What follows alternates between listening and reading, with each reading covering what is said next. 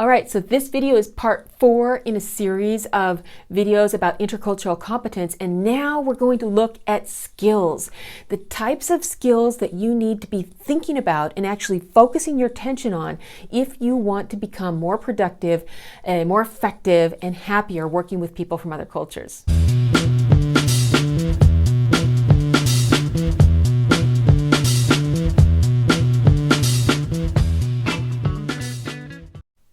My name is Brenda. I've been working really hard to make sense of cultural diversity for almost 30 years now. I've had some good times, I've had some bad times, but mainly I have always been learning. I've spent a lot of time researching, reflecting, and learning lessons from my intercultural, international, multicultural life.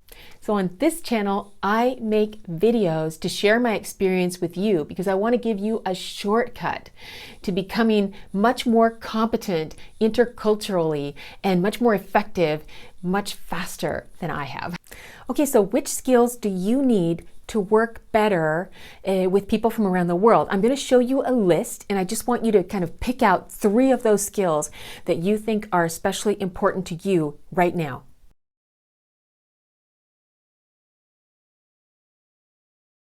So which 3 skills are at the top of your list of concerns right now? Go ahead and leave me a comment below. I would love to know which skills you really want to work on because that can inspire me to make more videos about those specific skills. There are 2 big categories that we need to think about right from the beginning when we're improving our intercultural competence skills.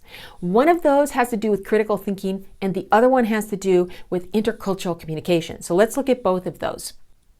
So critical thinking, what does that have to do with intercultural competence? Well, critical thinking has a lot to do with opening our minds to very different ideas that we may not really like or accept, but that we need to understand in order to switch perspectives and see things from the point of view of a person from another culture. So when we're working on our critical thinking skills, we're learning how to put ourselves into some very different shoes of people around the world and to actually be able to take on their perspective and to develop our empathy. Empathy is not just a feeling that arises. It's something that it's a set of skills we actually have to work on to be able to actually put ourselves in the shoes of another person and feel what they feel. So there's this area of critical thinking that we're working on, and that's one sort of set of skills. It's kind of mental there. But then we have another area, this second area, which is your intercultural communication skills. Intercultural communication skills depend on this critical thinking skill set that we're developing because in order to truly understand as we're communicating with people from around the world, we do have to have this mindset where we're seeing things from their point of view. But one of the skills I particularly worry about in intercultural communication is listening. It's way beyond what we can imagine in everyday listening situations with people from our own culture. So I call it detective listening, and it's a type of listening where we are actively investigating what's going on in the minds of our colleagues or our clients or our providers or our subcontractors in or from places around the world. So there's a whole set of intercultural communication skills that we need to develop, but if we just start with this detective listening, we'll get a long way just with that. All right, there's many ways that you can look at the skills that you need to work with people from around the world. Another way I like to look at it is the skills that you need to give a presentation to a multicultural audience, the skills that you need to run a meeting with people from many different cultures with many different ways of meeting that they're used to, the skills that you need for effective email communication and building relationships long distance with people you may never get to see face to face.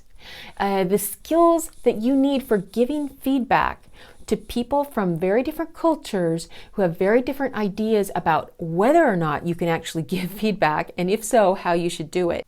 So you can look at these skills in terms of the critical thinking skills you need and the intercultural communication skills you need.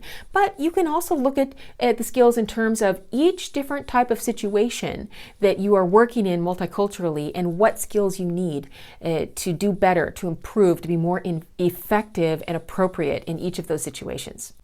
Congratulations! You've finished a 4-part series where you have learned what intercultural communication is, what kind of attitudes you need to be thinking about, what kind of knowledge you need to gain, and what kind of skills you should be working on so that you can be more effective, getting better results as you work with people from around the world. This world's getting smaller all the time.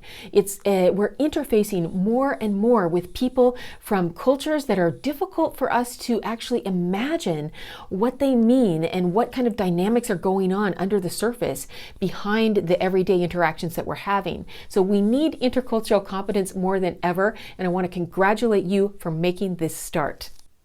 All right, so what's your next step?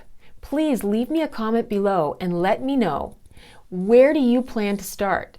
What's your first step to improve your levels of intercultural competence?